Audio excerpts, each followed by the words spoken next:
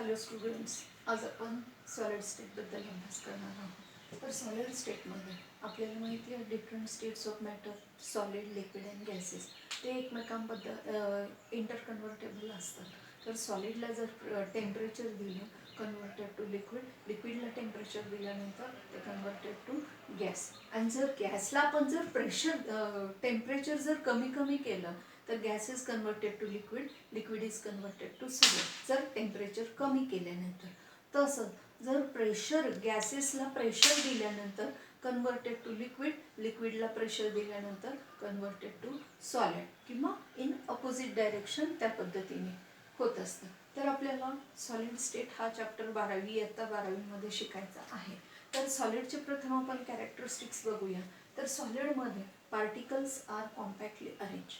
In case of solid the particles are compactly arrange असतात. त्यांच्यामध्ये strong intermolecular force of attraction असतं. तसंच काय असतं, त्यांना पर्टिक्युलर शेप असतो, व्हॉल्यूम असतो. त्यांना पर्टिक्युलर शेप असतो, व्हॉल्यूम असतो. हे सॉलिड हे दोन टाईपमध्ये डिवाइड होतात, क्रिस्टलाइन सॉलिड अँड ॲमॉर्फस सॉलिड. तर आपण हे डिफरन्शियल पॉईंट्स आपल्याला परीक्षेला विचारले जाऊ शकतात, म्हणून आपण डिफरन्स बिटवीन क्रिस्टलाइन अँड ॲमॉर्फस हा पॉईंट आधी बघूया.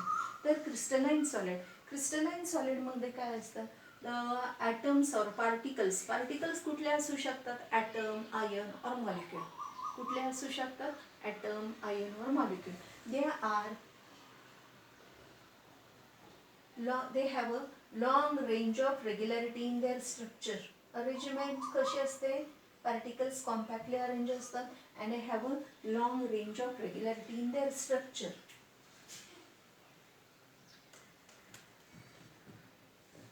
पुन्हा आपण हे कॅटायन एनायन या पद्धतीने काढतो. Have a long range of regularity in their structure. Such a type of long range of regularity is absent in case of amorphous solid. They are randomly arranged.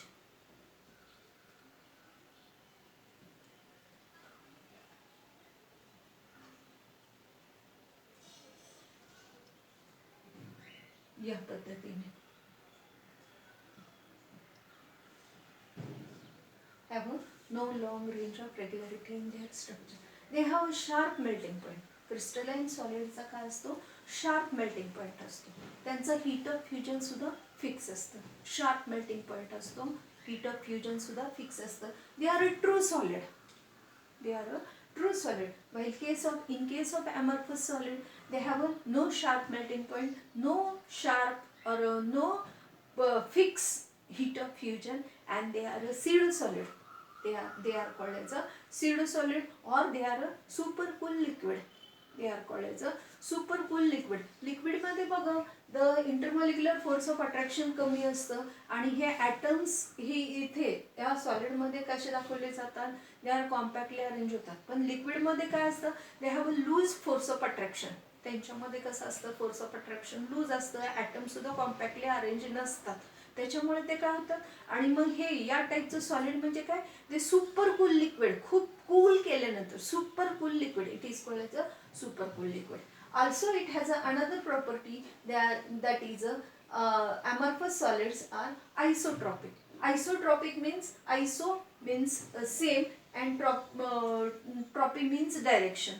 या आपण कुठल्याही जर फिजिकल प्रॉपर्टी, त्याच्या ज्या physical property आहेत, such as the refractive index, electrical conductance, thermal conductance, dielectric constant, ह्या काय येतात, सेम असतात. आयसो मीन्स सेम आणि ट्रॉपी मीन्स डायरेक्शन. कुठल्याही डायरेक्शननी जर आपण या प्रॉपर्टी, फिजिकल प्रॉपर्टी मोजल्या तर त्या सेम येतात. सपोज आपण या डायरेक्शननी मोजल्या, या डायरेक्शननी मोजल्या, या डायरेक्शननी मोजलं, किंवा कुठल्याही डायरेक्शननी जर मोजलं तर त्यांच्या physical property, refractive index, conductance, तुम्हाला माहिती आहे की तुम्ही फिजिक्समध्ये मेटल वायरचा कंडक्टन्स बघता की या मेटल वायरचा, त्याच्यामध्ये काय होतात, तर ॲटम्स हे एकाच इलेमेंटचे असतात, एकाच इलेमेंटचे ॲटम्स असतात. त्यामुळे आपल्याला त्या प्युअर मेटलचा आपल्याला कंडक्टन्स काढता येतो. जर मेटल इम्प्युअर असेल, वेगवेगळे ॲटम असतील, किंवा चपटी वायर जर घेतली तर त्या पद्धतीने आपल्याला त्याचा कंडक्टन्स हा वेगळा वेगळा येणार आहे. इथे मी आयनिक सॉलिड घेतल्यासारखा एक मुद्दा घेतलेला आहे, कारण मला हा इथे तुम्हाला हा ॲनिसोट्रॉपी हा सुद्धा पॉईंट शिकवायचा आहे. तर आयसोट्रॉपी म्हणजे काय? The physical properties like dielectric constant और रिफ्रॅक्टिव्ह इंडेक्स और इलेक्ट्रिकल कंडक्टन्स और थर्मल कंडक्टन्स हा वेगळा वेगळा येतो, सेम येतो. In case of amorphous solid same येतो, कुठल्याही डायरेक्शनने मोजा की ह्या ज्या फिजिकल प्रॉपर्टीज कशा असतात सेम असतात. While in case of crystalline solid they are anisotropic. Anisotropic म्हणजे काय? तर ज्या फिजिकल प्रॉपर्टी आहेत same physical property, electrical conductance, thermal conductance, dielectric constant और refractive index etcetera are different in different direction. जर आपण या डायरेक्शननी मोजलं तर वेगळा कंडक्टन्स येणार आहे, या डायरेक्शननी मोजलं तर त्याचा वेगळा कंडक्टन्स येणार आहे, इथून जर आपण असं मोजलं तर त्याचा वेगळा कंडक्टन्स येणार आहे, इथून जर मोजलं तर त्याचा वेगळा कंडक्टन्स येणार आहे. म्हणजे डायरेक्शन बदललं तर त्याच्या फिजिकल प्रॉपर्टी ह्या सुद्धा बदलतात. That type of substance are called as a anisotropy. Example आपल्याला काय देता येतील क्रिस्टलाइन सबस्टन्सचे? तर वेगवेगळे metals, ionic solid such as a sodium chloride, potassium chloride, potassium bromide, हे सगळे काय आहेत? पोटॅशियम नायट्रेट, हे सगळे पोटॅशियम सल्फेट, हे सगळे काय आहेत? क्रिस्टलाइन सॉलिड आहेत. तर आता आपण वर्गीकरण परत एकदा बघूया. दे have a long range of regularity in their structure, they have no long range of regularity in their structure, they have a sharp melting point, they have no sharp melting point, they have heat of fusion त्याचा fix असतो, they have no fixed heat of fusion, they are anisotropic, they are isotropic. Anisotropy म्हणजे काय? तर त्यांच्या ज्या physical properties वेगळ्या वेगळ्या डायरेक्शननी जर मोजल्या तर त्या वेगळ्या वेगळ्या येतात. That is called as a anisotropy. The physical properties are same in any direction, they are called as a isotropy. Example आपल्याला याचे काय देता येतील? सगळे ionic solid, sodium chloride, potassium chloride, potassium sulphate किंवा वेगवेगळे मेटल, झिंक सल्फाईड, हे सगळे काय येतात? क्रिस्टलाइन सॉलिड असतात. ॲमॉर्फस सॉलिडचे एक्झाम्पल्स आपल्याला काय देता येतील? Rubber, plastic etcetera. Rubber, plastic, glass material. ग्लासला पण आपण काय म्हणतो? It is a super cool liquid. Glass म्हणजे काय? तर super cool liquid. It is the combination of different types of oxides along with silicon oxide, त्याचं कॉम्बिनेशन असतं. तर इथे आपण ॲनिसोट्रॉपी, आयसोट्रॉपी हे दोन्ही मुद्दे आपल्याला बघितलेले आहेत.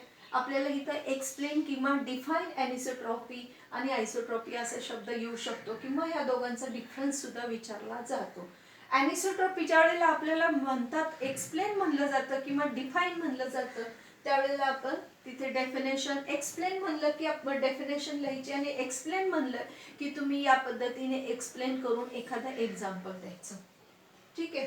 Now crystalline solid is divided into again crystalline solids are of two types. Isomorphism shows, crystalline solid shows isomorphism and polymorphism. Iso म्हणजे काय? सेम. मॉर्फिझम म्हणजे काय? फॉर्म. तर सेम फॉर्म, वेगळे वेगळे सबस्टन्स, वेगळे वेगळे कंपाऊंड्स, दोन वेगळे वेगळे compound such as sodium chloride or sodium fluoride and which is given in your book, sodium fluoride आणि magnesium oxide. sodium fluoride आणि magnesium oxide.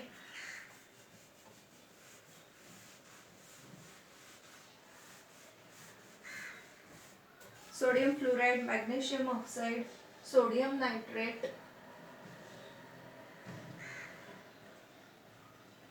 आणि कॅल्शियम कार्बोनेट, Cr2O3 आणि फेरिक ऑक्साइड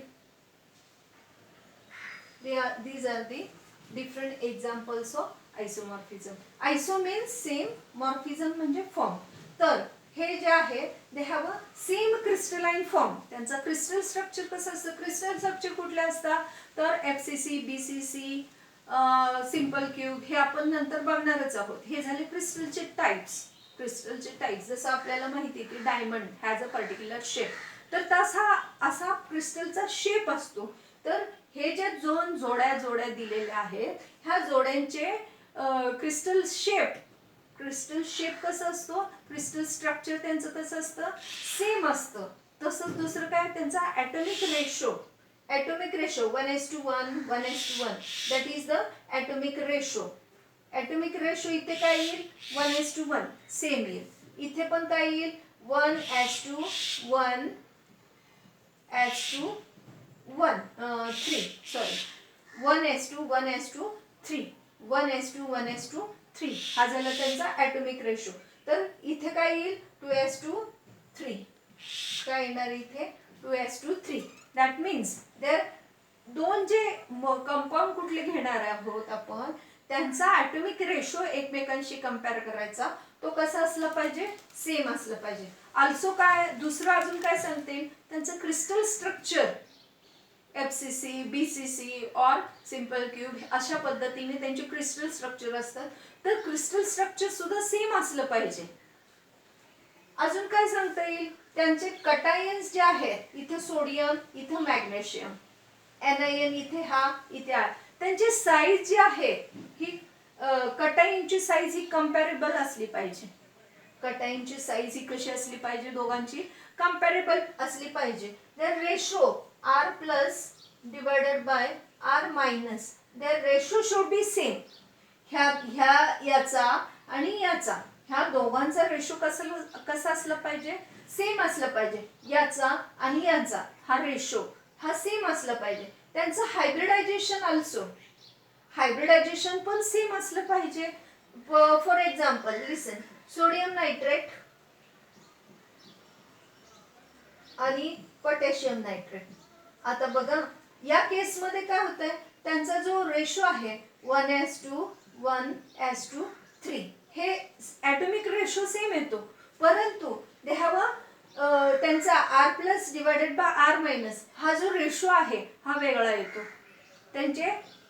त्याच्यामुळे आपण they are not isomorphous in nature. मग आपल्याला आयसोमॉर्फिझम जर short note on आयसोमॉर्फिझम असं जर विचारलं आपल्याला तर आपल्याला काय सांगता येईल? Iso means same, morphism means form. The crystalline substance having a same crystal structure as well as their atomic ratio is same are called they are isomorphic in nature. For example sodium fluoride. कारण पुस्तकातलेच example आपल्याला generally विचारले जातात परीक्षेला. तर ते पुस्तकातले आपण learn केलेले पाहिजेत.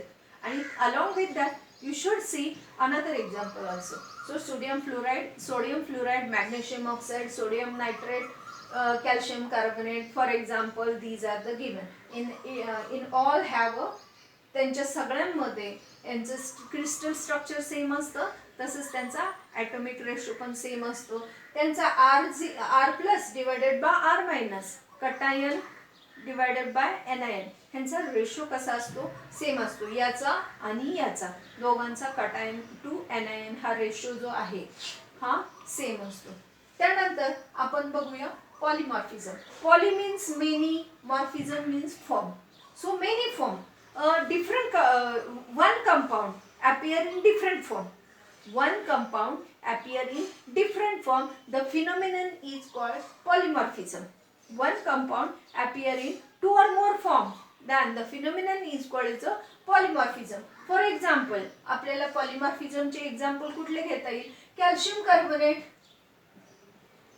carbonate appear in two different form, that is calcite and aragonite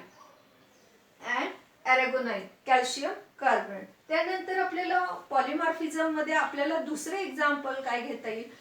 silica SiO2 that is a silica is appear in three different form, that is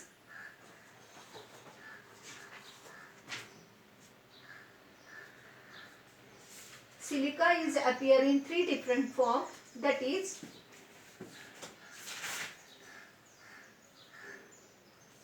alpha quartz, beta quartz and crystobelite. Alpha form, beta form and cristobalite हे आपल्याला examples घेता येतील. तसंच आपल्याला पॉलिमॉर्फिझमचे अजून वेगळे वेगळे examples आहेत, ते सुद्धा आपल्याला लर्न केले पाहिजे. जर poly means many form, many form is appear in one element. जर इलिमेंटमध्ये, इलिमेंट म्हणजे single element, iron, oxygen, carbon, sulphur, phosphorus, nitrogen, हा झाला सिंगल इलिमेंट. जर इलिमेंटमध्ये जर डिफरंट फॉर्म्स, एकच element appear in, if one of the element appear in different form, then it is called as the allotropes. Then it is called as the allotrope. Allotropes चे आपल्याला examples काय घेता येतील, तर वेल non example आपल्याला माहिती आहे कार्बनचं.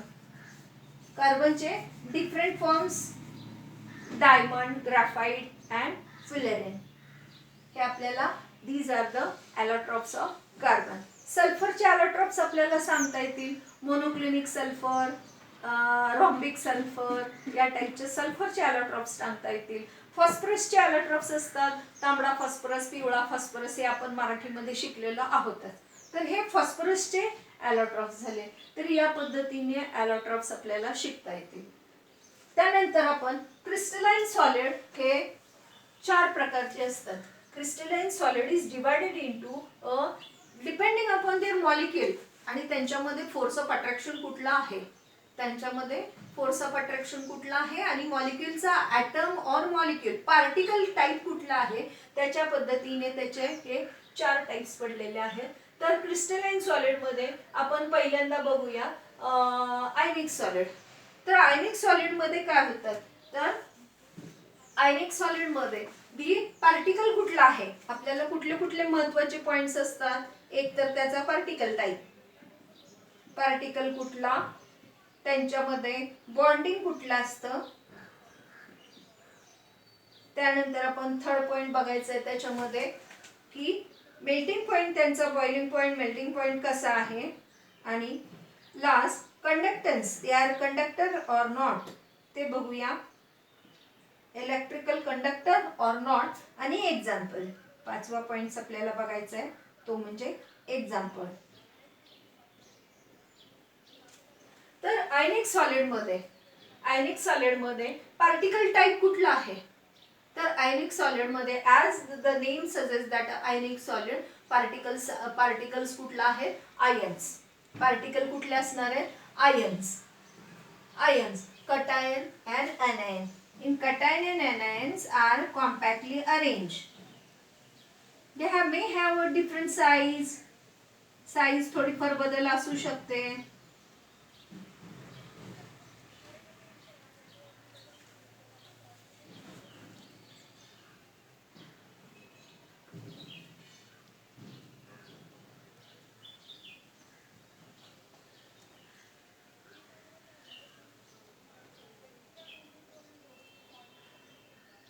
तर या पद्धतीने कटायन, एनायनची साईज मोठी असते generally as compare to cation, anion, and due to that these they are attracted with each other by electrostatic force of attraction. म्हणजेच काय, कुठला बॉन्ड असतो त्यांच्यामध्ये, आयनिक बॉन्ड असतो. सो आयनिक सॉलिड कॉन्स्टिट्यूएंट पार्टिकल कुठला आहे, आयन्स आहेत, कटायन आणि एनायन. त्यांच्यामध्ये कुठलं टाईपचं बॉन्डिंग आहे, तर आयनिक बॉन्डिंग. मग आयनिक बॉन्डिंगला दुसरं नाव काय आपल्याला, इलेक्ट्रोस्टॅटिक फोर्स ऑफ अट्रॅक्शन, हे बॉन्डिंग आहे. आता हे conduct melting point, boiling point कसा आहे ह्यांचा, मेल्टिंग पॉइंट, बॉइलिंग पॉइंट आहे. ते conduct heat and electricity or not. आता इथे काय होतंय की आता याच्यामधून प्रवाह व्हायला, इलेक्ट्रिक प्रवाह व्हायसाठी आपल्याला इलेक्ट्रॉनची गरज भासते. इथे आपल्याला फ्री अवेलेबल इलेक्ट्रॉन नाहीत. त्यामुळे मोल्टन स्टेटमध्ये किंवा ॲक्वस स्टेटमध्ये किंवा लिक्विड स्टेटमध्ये आल्यानंतर ते conduct heat and electricity. Solid स्टेटमध्ये it do not conduct heat and electricity. तसेच ते कसे असतात, हार्ड अँड ब्रिटल. त्यांच्यामध्ये एक्झाम्पल आपल्याला काय सांगता येईल, तर example potassium chloride, sodium chloride, zinc sulphide, etc. These are the example of, or potassium sulfate. These are the example of ionic solid. मग ionic solid मध्ये आपण काय बघितलं, तर कॉन्स्टिट्यूएंट पार्टिकल कुठले आहेत, ions, positive and negative ions. त्यांच्यात positive and negative ion they are close to each other. कुठल्या टाईपचं अट्रॅक्शन असतं, तर इलेक्ट्रोस्टॅटिक फोर्स ऑफ अट्रॅक्शन असतं, म्हणून त्यांच्यामध्ये बॉन्डिंग असतं, ते आयनिक बॉन्डिंग असतं. तसंच मेल्टिंग पॉइंट, बॉइलिंग पॉइंट त्यांचा हाय असतो. Conductor in liquid state they conductor heat and electricity. Example आपल्याला काय सांगता येतील, potassium chloride, sodium chloride, zinc sulphide, etcetera. These are the example of ionic solid. त्यानंतर आपण बघूया मॉलिक्युलर सॉलिड. आपल्याला सर्वप्रथम कुठलाही सॉलिड घेतला तरी आपल्याला हे 2-4 पॉइंट्स त्याचे कन्सिडर करायचे आहेत. तर त्याच्यामध्ये मॉलिक्युलर सॉलिडमध्ये पार्टिकल कुठला आहे, तर particle as the name itself suggest that the particle कुठला आहे, तर मॉलिक्यूल. मॉलिक्युलर सॉलिडमध्ये पार्टिकल कुठला आहे, तर मॉलिक्यूल हा झाला पार्टिकल. मग त्याच्यामध्ये कुठल्या टाईपचं बॉन्डिंग आहे, तर आता मॉलिक्यूल कुठल्या टाईपचं आहे, मॉलिक्यूल मध्ये for example methane, HCl, HF, H2O, ammonia, हे काय झाले, मॉलिक्युलर सॉलिड झाले. हे काय झाले, मॉलिक्युलर सॉलिड झाले. तर ह्या मॉलिक्युलर सॉलिड मॉलिक्यूल तयार होतो त्यावेळेला त्यांच्यामध्ये आयनिक त्यांच्यामध्ये कोव्हॅलेंट बॉन्डिंग असतं. मॉलिक्यूल मध्ये कुठल्या टाईपचं, मॉलिक्यूल मध्ये मॉलिक्यूल कसं तयार होतो, बाय अ कोव्हॅलेंट बॉन्ड. परंतु त्या ज्यावेळेला असं सॉलिड तयार करायचं असतं एकमेकांशी, हा मिथेन मॉलिक्यूल टोटल, हा दुसरा मिथेन मॉलिक्यूल, हा तिसरा मिथेन मॉलिक्यूल, हा चौथा मिथेन मॉलिक्यूल, या पद्धतीने जर मॉलिक्यूल तयार करायचा झाला तर आपल्याला परत त्याला डिफाइन करावं लागेल, whether it is a polar molecule और नॉन पोलर मॉलिक्यूल और हायड्रोजन बॉन्डिंग मॉलिक्यूल. तर जर नॉन पोलर मॉलिक्यूल असेल तर त्याच्यामध्ये आपल्याला वॅन फोर्स ऑफ अट्रॅक्शन असतं. जर पोलार मॉलिक्यूल असेल, फॉर एक्झाम्पल नॉन पोलरचं आपल्याला एक्झाम्पल कुठलं घेता येईल तर मिथेन, हायड्रोजन, एक्सेट्रा. आणि पोलार मॉलिक्यूलचे एक्झाम्पल काय घेतील, HCl, HF या टाईपचे आपल्याला पोलार मॉलिक्यूल आहेत. SO2, HCl, HF या टाईपचे आपल्याला हे पोलार मॉलिक्यूल आहेत. त्यांच्यामध्ये मग बॉन्डिंग कुठलं असतं, तर पोलार मॉलिक्यूलमध्ये डायपोल इंटरॅक्शन असतं, जे आपण 11वी सायन्समध्ये शिकलेलं आहोत. जर त्यांचे मॉलिक्यूल हे हायड्रोजन बॉन्डेड मॉलिक्यूल असतील, सच ॲज अमोनिया और वॉटर मॉलिक्यूल, हे जर मॉलिक्यूल असतील तर त्यांच्यामध्ये हायड्रोजन बॉन्डिंग असतं. तर बॉन्डिंग कुठलं आहे, तर त्यांच्यामध्ये पार्टिकल कुठला आहे, मॉलिक्यूल. बॉन्डिंग कुठलं आहे, तर van der Waals force of attraction और हायड्रोजन बॉन्डिंग और डायपोल इंटरॅक्शन या टाईपचे त्यांच्यामध्ये बॉन्डिंग असतं. थर्ड पॉइंट काय येता येईल आपल्याला, मेल्टिंग पॉइंट, बॉइलिंग पॉइंट. त्यांचा मेल्टिंग पॉइंट, बॉइलिंग पॉइंट हा कमी असतो. मॉलिक्युलर सॉलिडचा मेल्टिंग पॉइंट, बॉइलिंग पॉइंट हा कमी असतो. त्यानंतर they are conductor heat and electricity or not, they do not conduct heat and electricity. They do not conduct heat and electricity. त्याचे examples आपण इथे लिहिलेले आहेत already, non polar solid, polar solid आणि हे hydrogen bonded molecular solid.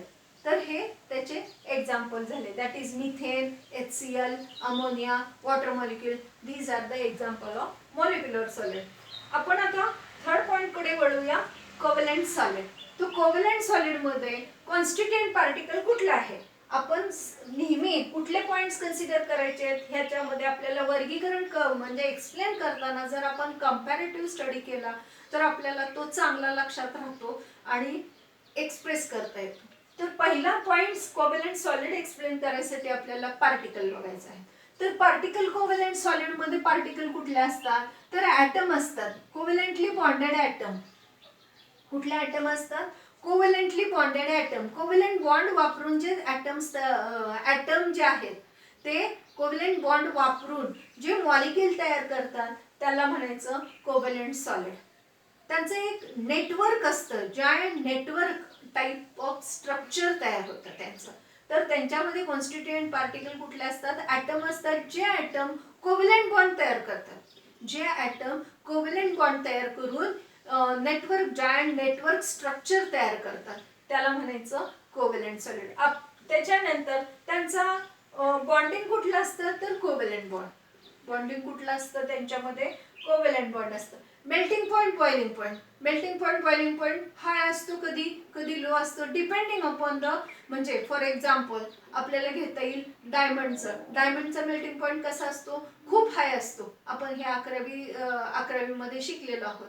डायमंडचा melting point हा जास्त असतो.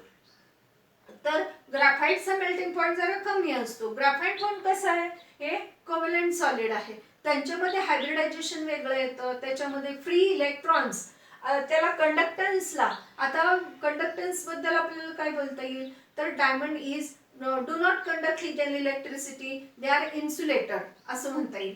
परंतु graphite is also one of the example of a covalent solid, it conduct electricity. कारण का होतं त्याच्यामध्ये sp2 हायब्रिडायझेशन असतं आणि ग्राफाइटमध्ये sp2 हायब्रिडायझेशन असतं आणि sp2 हायब्रिडायझेशनमुळे one electron is free available to conduct electricity. आणि म्हणून मग काय म्हणता येते, they are conduct or do not conduct heat and electricity असंही म्हणता येते. एक्झाम्पल आत्ताच आपण काय सांगितलं की डायमंड, ग्राफाइट, फुलरेन, त्यानंतर काय येईल तर सिलिकॉन कार्बाइड,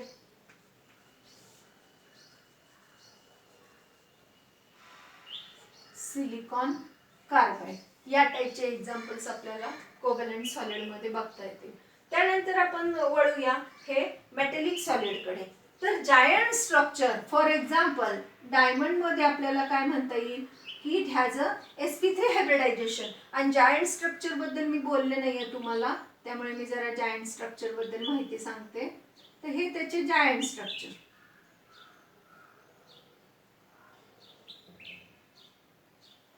आपल्याला माहिती आहे carbon is sp3 hybridize in case of diamond, so it form such a type of giant structure. मग या पद्धतीने असं नेटवर्क सॉलिड तयार होतं, त्यांचं जायंट स्ट्रक्चर तयार होतं. नाव द मेटॅलिक सॉलिड. आपण पॉइंटवर जाऊया मेटॅलिक सॉलिडच्या. तर मेटॅलिक सॉलिड मध्ये सुद्धा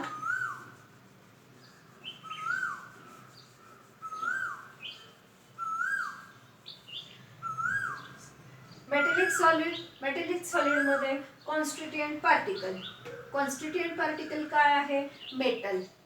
कॉन्स्टिट्युएंट पार्टिकल कुठला असणार आहे, मेटल. त्यांच्यामध्ये बॉन्डिंग कुठला असणार आहे, मेटॅलिक बॉन्डिंग. त्यांच्यामध्ये बॉन्डिंग कुठला असणार आहे, मेटॅलिक बॉन्डिंग. आता मेटॅलिक सॉलिड मध्ये काय असतं की atoms are compactly arrange. Metal atom इथे काय होतात, असे मेटल ॲटम कसे असतात, दे आर कॉम्पॅक्टली अरेंज.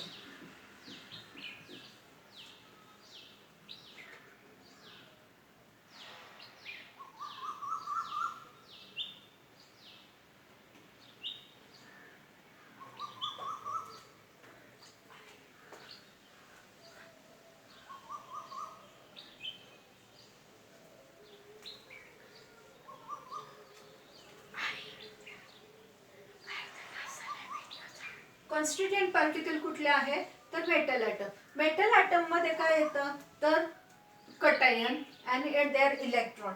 हे ॲटम्स काय होतात, दे आर कॉम्पॅक्टली अरेंज असतात आणि त्याच्यामुळे त्यांच्या कक्षेमध्ये असलेले electron they are delocalize. Conduction of electricity ही कशी होत असते तर त्यांच्या कक्षेमध्ये असलेले इलेक्ट्रॉन, एक इलेक्ट्रॉन काढलेला आहे इथे नंबर ऑफ इलेक्ट्रॉन्स असतात. हे number of electrons they delocalise from one atom to other atom. इकडून तिकडे या पद्धतीने ते जात असतात, तिकडून इकडे इकडून तिकडे, they are free to move. त्याला आपण काय म्हणायचं, सी ऑफ मोबाईल इलेक्ट्रॉन. कारण इलेक्ट्रॉन खूप आहेत म्हणून आपण त्याला शब्द काय दिलेला आहे, सी ऑफ मोबाईल इलेक्ट्रॉन. आणि हे त्याचं कटायन, हे त्याचा सेंट्रल न्यूक्लियस. कटायन हे न्यूक्लियस हे तिथंच राहतं पण ते इलेक्ट्रॉन मूव्ह होतात. मग आपल्याला या पद्धतीने काय होतात, electrons are responsible for the conduction of electricity. आणि म्हणून they are a good conductor of heat and electricity because they have a free mobile electron. The constituent particle कुठले झाले मग तर कटायन आणि सी ऑफ मोबाईल इलेक्ट्रॉन, किंवा आपण simply constituent particle metal atom पण म्हणू शकतो. त्यांच्यामध्ये बॉन्डिंग कुठलं असतं तर मेटॅलिक बॉन्डिंग असतं. They have a high melting point. They have a depending upon the type of metal they have a high or low. जर सोडियम घेतला तर सोडियमचा मेल्टिंग पॉइंट हा कमी असतो. तर या पद्धतीने आपल्याला melting point low. They are a soft nature. They have a soft nature. Melting point depends असतो. Conductor they conduct heat and electricity because they have a free mobile electron. त्याच्यामुळे ते कंडक्ट करू शकतात. एक्झाम्पल्स कुठले घेता येतील आपल्याला तर ॲल्युमिनियम, सोडियम, ॲल्युमिनियम, पोटॅशियम, जे काही मेटल्स आहेत डी ब्लॉक एलिमेंटमध्ये मेटल आहेत, आयर्न, तर ते metals these are the example of metallic solid. आपण वन बाय वन आपण हे सॉलिड स्टेटचे आपण हे टाइप्स बघूया. तर हे crystalline solid. Crystalline solid is divide in crystalline solid. Crystalline सॉलिडचेच टाइप्स का पडलेले आहेत म्हणजे का पडलेत म्हणजे आहेत. का आहेत कारण त्यांच्यामध्ये एक वेगळं पर्टिक्युलर आपण बघतो की भाकरी सुद्धा सॉलिड आणि मीठ सुद्धा सॉलिड, खुर्ची सुद्धा सॉलिड, किंवा एखादा लोखंडाचा बार घेतला तो सुद्धा सॉलिड. मग हे सॉलिड सगळे सॉलिडच आहेत. सॉलिडच आहे. Talcum powder is also solid. मग ह्या सॉलिडचं आपण वर्गीकरण केलं.